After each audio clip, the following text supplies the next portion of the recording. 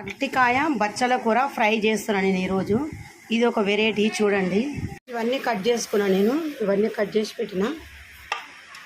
ఆవాలు వేస్తున్నా, మినపప్పు శనగపప్పు వేసిన. ఇప్పుడు ఉల్లిపాయలు వేసేస్తున్నాం. ఉల్లిగడ్డ అయితే బాగా ఫ్రై చేసుకున్నాం. ఇంకా ఫ్రై అయిపోయింది. ఇప్పుడు ఏంటి అరటికాయ ముక్కలన్నీ వేసేస్తున్నాం. ఇవన్నీ కలుపుకున్నాను. నేను కొంచెం కరివేపాకు కూడా వేసిన, ఇలా చూపెట్టలేదు. ఇప్పుడు పసుపు వేస్తున్నాం. వేసుకోవాలి. ఇట్లా బాగా కలుపుతున్నాం. ఇప్పుడు ఇలా నేను ఏదైతే ఆకు కట్ చేసినా అది ఆకంతా ఇట్లా వేసేస్తున్నా.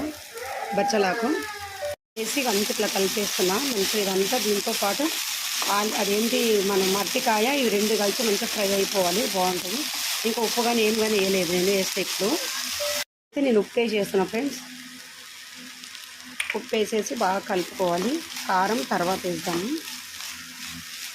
ఫ్రెండ్స్. ఇప్పుడైతే మొత్తం ఫ్రై అయిపోయింది. కారం కొద్దిగంతా కలిసి కలవనట్టుగా కారం కొంచెమే కారం